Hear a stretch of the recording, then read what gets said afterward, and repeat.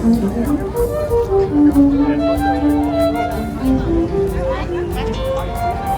ways, they keep changing the names of these buildings. I'm not having it. I'm going to call it the Sears Tower till I die. There we go. My Chicago people feel my pain. But it is called the Sears Tower. We're going to see that a little later on in our journey. You know what we're not going to see? That very first skyscraper. We tore that down in 1931. But we got lots of other buildings to talk about. It's 3 setbacks. There's 2 on this side, 1 on the other side. It looks like the building sort of took a step back on itself. I don't know if you know this about super tall skyscrapers. The wind is always trying to blow them over. So the architects, they have to come up with design elements that help trick the wind, and that's one way of doing it. Now, the designer or the architect of this building is a Chicagoan. His name is Adrian Smith. He's responsible for the tallest building in the world, and that's the Burj Khalifa in Dubai. If you want to know how tall he's Van der Rohe, he's the father of modernism, which was the most influential architectural style of the 20th century. Van der Rohe came to Chicago from the Bauhaus School in Germany, and he taught architecture here in Chicago. He was also built about 41 buildings. If you want to know what that style of architecture, that influential style of architecture looks like, take a look at, well, you're going to see a little black building start peeking out from the back of Trump Tower here. That's Mies Van der Rohe's very last building. It's called the AMA Plaza. You'll see it, it's very plain. It's square, it's a black building. There's not a lot of ornamentation on it, and that's because Mies Van der Rohe has a philosophy of architecture. Less is more. Mission accomplished. Not a lot of ornamentation on that building. Hey, I see you've latched onto our time-honored tradition in Chicago of waving at strangers. Did they wave back at you? Hey, I'm telling you, we are the friendliest city in the country. You wave at a Chicagoan, we'll always wave back. Sometimes we only wave with one finger, and we're waving. So here's Mies Van der Rohe's very last building, and like I said, he was a teacher as well. He taught architecture, but you know what? Not all of his students followed in his footsteps. He had a student by the name of Bertrand Goldberg, and he wasn't a less is more kind of architect. You know how I know that? Those 2 corncob towers are his. Right next to his mentor's last building, what could be more different? Those corncob towers are called Marina City. Here's the deal. We were trying to lure people back in from the suburbs in the late 60s. We said, we've got an idea for a place that's called a city within a city. Come on here, we'll give you everything you need. Look at residences, parking, a marina. Inside that complex, there's a hotel, a nightlife. Because when we were putting in that bridge, that building was in the way. So we took out one whole section of the building, smashed it back together, and hoped you wouldn't notice. If you like the environment, then who doesn't? You're going to like this next building coming up on your right. It's a platinum LEED building. Now, LEED stands for Leadership in Environment and Energy Design. 300 North LaSalle by Picard and Chilton. Most of the building made with recycled materials. There's a half-acre park on the roof of the building, which they collect the rainwater and use that. They even use river water to cool the building in the summer. Bring it in, cool it up, filter it. This is the Merchandise Mart from 1928. How big is it? Inside 8 miles of hallways, 4,000 windows. It takes up 2 city blocks. You know, back in the day when they were passing out zip codes to cities, sitting on pillars, staring at the building. Those are big shots in the world of retail. Aaron Montgomery Ward, F.W. Woolworth, the 2 guys that started Sears. Or as David Letterman referred to it, the Pez Dispenser Hall of Fame. Now, if you were in Chicago when people first started coming here in 1803, settlers started settling here. This is where you hung out, Wolf Point. This was the very first settlement in the city of Chicago. An excellent place to hang out. It's right where the river splits between the north and the south branches off the main branch. There's a bunch of new buildings on Wolf Point right now, but I want you to look at this newest one going up. This is Salesforce Tower. And it's going to be open. You'll see it on the outside. The lighter materials that are being attached to it are glass and steel. You know, the only thing you're not seeing here is what's holding the building up. Something's got to hold the weight of these monsters, and that is done by columns that go down to the bedrock. That's not an easy thing to do in Chicago. We're practically on a swamp here, so you have to go down about 80 to 100 feet through mud and muck and clay before you finally reach that purchase to get those, to hold the weight of them. So I want to point out this beautiful building at the River Point. That's what it's called. River Point. In any case, it's got a wall in front of it with holes and what looks like in the city. And they were not counting on that door. Out, buyer beware, I guess. I don't know what big red building used to be a gigantic refrigerator. I kid you not, it was a cold storage building. It looked nothing like this. It didn't work, and they kept, butter, milk, and eggs, perishables in there. But by the 1980s, everybody had their own refrigerator. So they said, all right, we'll turn it into condos. And they hired this architect by the name of Harry Weiss, who's an architect that loves sailing. He likes putting sailing motifs. Send him a book with a bunch of pictures in it, numbers next to the pictures. They're going to write down the number of what they want, mail it to me, and I'm going to bring the stuff to them. Well, it started a revolution. All the retailers jumped on that bandwagon, but Montgomery Ward did it first, and they did it best. They had this big, huge book called a wish book. That book had everything in it. Boats, prefabricated houses. You get the idea. The only trouble was, unlike these days, it was going to show up one day, and it always did. Well, first it had to take a little journey. You had to mail that piece of paper in, right? That took about a week back in those days, 2 weeks these days. And that piece of paper would show up at the processing department. This building adaptively reused as condominiums. That worked in there, they would show up for work, they would clock in, they would sit down. How do you do that in the late 1890s? I mean, there's no social media. You know what they did have back in those days? These weird things called in 1893. And you know what a World's Fair is? It was one city would be chosen. The rest of the world would come to that city, discover it. Make no mistake about it. We're in the central part of the country, so all of a sudden, we became the stopping off point for a lot of people. So, when it came time to build our big buildings, we didn't move the railroad tracks out of the way. They were way too important to us. We built around them, we built over them, we accommodated them. As a matter of fact, as we leave the Boeing moving out of Chicago. Well, that's not entirely true. They're moving a lot of their operations out of Chicago, but they are next.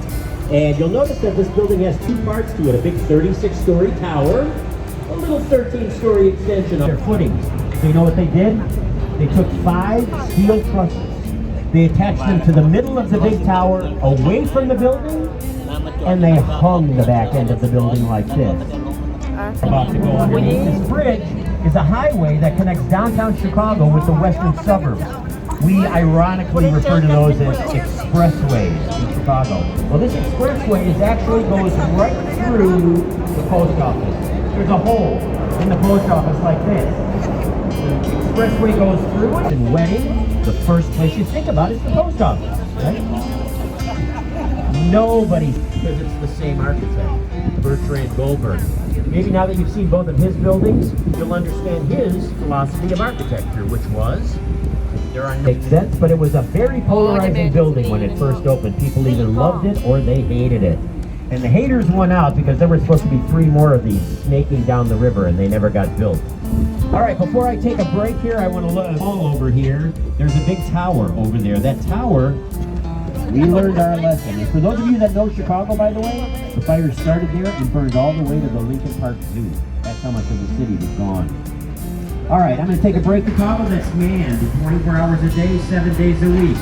Unfortunately, the person that's manning the bridge doesn't get to hang out in that cool little fort up on top there because that's all done on shore right now. So that's too bad. Hey, listen, here's another little piece of history I want to share with you because it happened right down here. Now, you know what's down there? What used to be down there about 5 miles was the Chicago Stockyard. Butchers were doing back in those days, though, something not very nice. They were dumping all their waste. This river was flowing out into Lake Michigan, which is the source of our drinking water.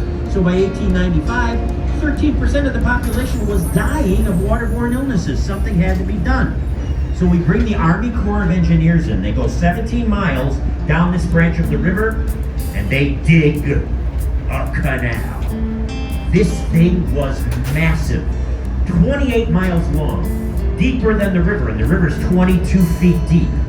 with a retaining wall holding. You get the idea. You know, you got 77 neighborhoods. You're going to have a Greek town. You're going to have a Little Italy. You're going to have a Swedish neighborhood. We've got all that and much more. And I don't know if you noticed, but on our way down the South Branch here, we passed by 28 acres of, 68 acres of undeveloped prime riverfront property, right, coming up here on your right. Well, it's undeveloped no more. It's going to be our new neighborhood. We're calling it 40 years it's going to take them to finish the 78. So enjoy it for me. And when it's done, it's going to join those. During the day, it's no slouch either, and it's a great walk. It's right close to downtown. Oh, and also over there's Soldier Field, home of the Bears. In the city, 120, 130 years old. You're not going to see anything much older than that, of course, because of the fire. But like I said, some of the most unique architecture that came post-fire. I get lost in it, and if you find yourself doing the same, little word of advice, because it took me a long time to figure this out. Remember to keep looking. Boy, you're missing 3/4 of the detail and the beauty of these magnificent structures. There's one building, it's on the corner of Adams and LaSalle, called the Rookery, from 1886. Beautiful old building by Dan Blake writes, only hands-on design in the heart of downtown. You gotta travel a little bit to see the rest of this stuff. Here's the good news. If you go to check that out. Also, some of the other things you might find in the loop, art. Are you fans of art? Because we have lots of great public art. Pablo Picasso gave us a gift of a beautiful sculpture. You can't miss it. It's 50 feet high.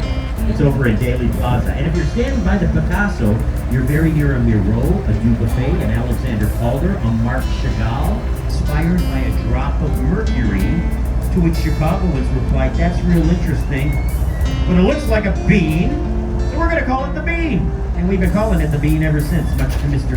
Kapoor's chagrin, I'm sure. But what the heck, we made him famous. Luckily, there's a bar there. You don't have to. You can sit there and enjoy it for a couple hours because it is just stunning. Also, new buildings. Don't give short shrift to our brand new buildings. We're at the cutting edge of modern architecture as well. I'm going to show you a couple buildings that are really quite around downtown, by the way. Eventually, you're going to run into that guy, that big tall black building there with the 2 white antennas on top of it. Can we talk about him for a minute? You know, when that building opened in 1974, it was called the Sears Tower, and it was the tallest building in the world. It stayed the tallest building in the world for 25 years. Now it's the 22nd tallest building in the world, but still the tallest building in Chicago, and that's not counting those antennas. You never measure antennas when you're measuring the height of a building. Antennas can be removed. It has to be a permanent part of the structure like a spire or a tower to count in the cumulative height. So even without it, still the tallest building in town, designed by Bruce Graham, engineered by the aforementioned genius Dr. Fazler Khan. They came up with the idea of the tower. It's actually called an observation deck on the 103rd floor, panoramic views of the city, and a real unusual feature on the western end. 4 glass box Hancock building over on North Michigan Avenue. Can you believe they changed the name of that one too just last year? They think we're Hancock building, and on the 94th floor, there's something called 360 Chicago. Panoramic views of the city. No glass boxes you can step out onto, but they do have something. These 2 poles you grab on tilt you forward 30 degrees to look down at the street. 94 stories below you. 30 degrees, just around where you start losing your equilibrium. But we're talking about the Sears Tower, and by the way, I know it's called the Willis Tower. I mean, no disrespect to the Willis Corporation. With the statue on top of it, right there to the right up in the sky, is the Chicago Board of Trade. When it opened in 1930, that was the tallest building in town for 35 years. A beautiful Art Deco structure. If you see it lit up at night, you may remember it as Wayne Enterprises from Batman Begins, one of the many movies filmed in Chicago.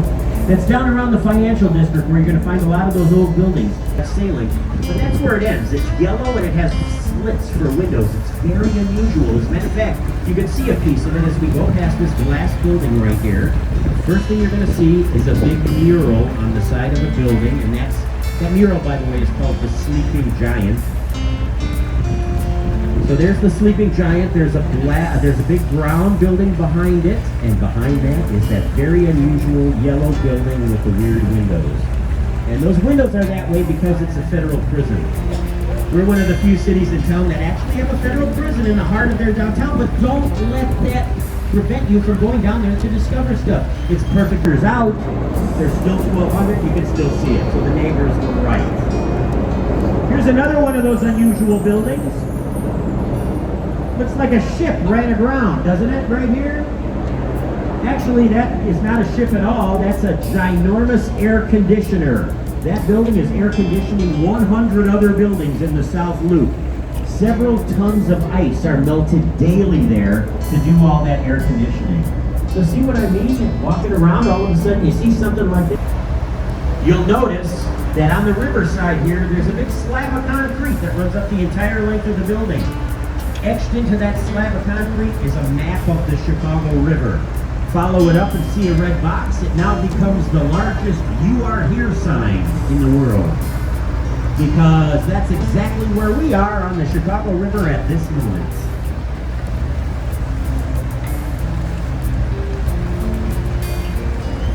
By the way, as we're going underneath these bridges, the bridges all look alike, but if you notice the bridge houses, they're all different. They all have their own unique little personalities, and somebody actually goes inside them and flips a switch on the Wednesdays and Saturdays this month when we're letting recreational boats out to the lake. So if you're around this Wednesday, come on down and watch the bridges go up and down. Hey, you want to see Willis Tower from the bottom to all the way to the top?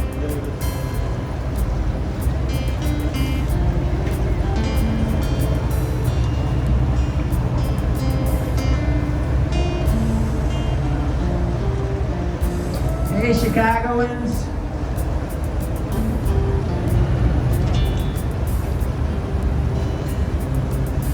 Great, it's that way, through the loop, about 6 blocks. You know, we already talked about all these buildings on the left side of the boat, but I did want to mention one thing about this part of town. 70 years ago, Skid Row. It used to be one of the most impoverished, squalid parts of Chicago. Time magazine wrote an article about it. Changed, huh? Things have changed for this building, too. It used to be a place where they traded stocks and bonds. All those trades are done online right now, so those two... Michigan? Let's go to the lake, shall we? We're not going to go in, but I'm going to get you as close as possible and save some memory on your phone. I guarantee you're going to see one of the greatest views of the skyline besides the one from the museum campus, so save some memory. And each little section between the bridges has a different theme related to... I don't know if you noticed that. For a piece of contextualism, let me tell you something about this building right here, and the favorite buildings on the river. But it's another perfect example of contextualism, following the curve of the river for 365 feet. But look at the buildings on both sides. 30 years. Look at the picture. They took 3 days. You don't have plans? I got some. So this little section is called the jet. Here's the finger. Hi, Chicago. You didn't let me down. I'm telling everybody how friendly we are. Look at this. Yay! All right. There we go. You know, people are always asking. You're right, 77 West Wacker, and this is a perfect example of post-modernism by Ricardo Bofill Arquitectura. Gorgeous, like I said, it doesn't even look like the same building. It's like it's a shapeshifter. And if architecture can do that, it's pretty special indeed, if you ask me. And I think that building is really special. It helps, of course, it's right next door to a perfect example of what's known as brutalism in architecture. 55 West Wacker is a brutalist building. That's an architectural style favored by a lot of the municipal buildings. Woo! It's a noisy bridge. Look up into the sky, to the right. Look for a building that's got a gold spire on top of it. See that gold top building there? That's the carbon building from 1927. That's real gold on top of that building, not paint. Green granite goes up to meet that gold inlay. Rumor has it that entire building was inspired by a bottle of champagne.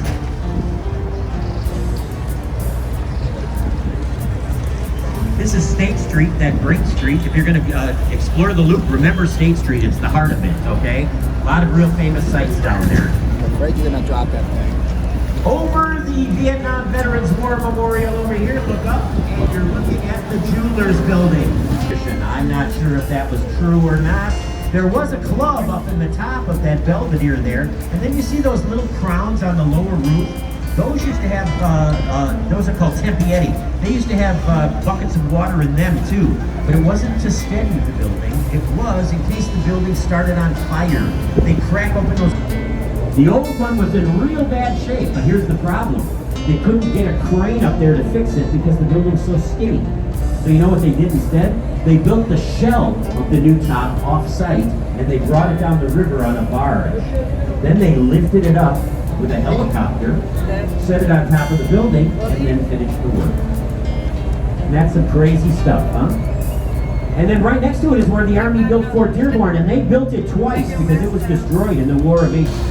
So we had to take off all that marble, which by the way, decimated the quarry in Italy where Michelangelo got all of his marble to create his masterpieces. We had to take it off. They crushed it and sent it to a refinery in northwest Indiana where they used it for landscaping material. And then they reclaimed the building in that Carolina granite to the tune of $80 million or $1 million. Gang from Studio Gang right here in Chicago. Now, you've got these two towers, one in Riverview 2 with those 5-story townhomes on the river. See, dome building, that's the Adler Planetarium. That's the great view of the skyline I was telling you about. For my money, the second best view of the skyline is right behind me.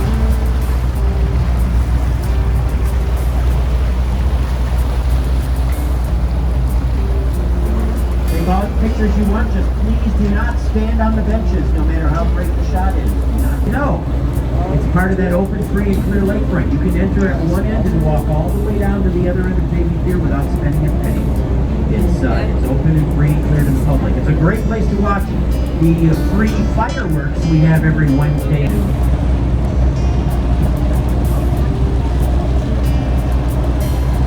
All right, last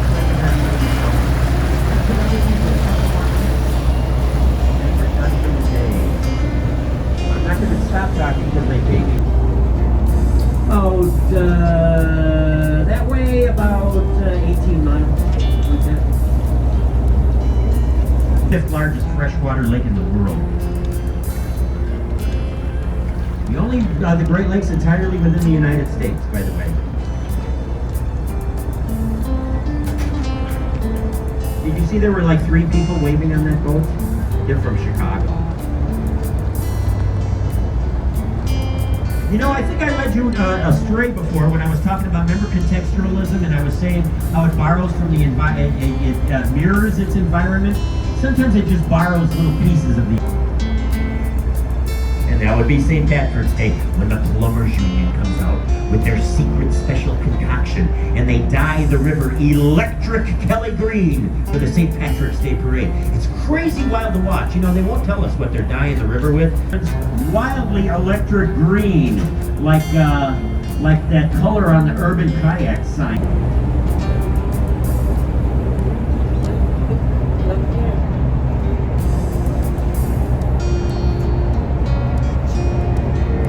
Being built, called his foreign correspondents and said, I want you to beg, borrow, or steal whatever's in the city you're in, and I'm going to put it in our building. So you walk around there, you can touch the Great Wall of China, the Pyramid at Giza, Buckingham Palace, the Kremlin.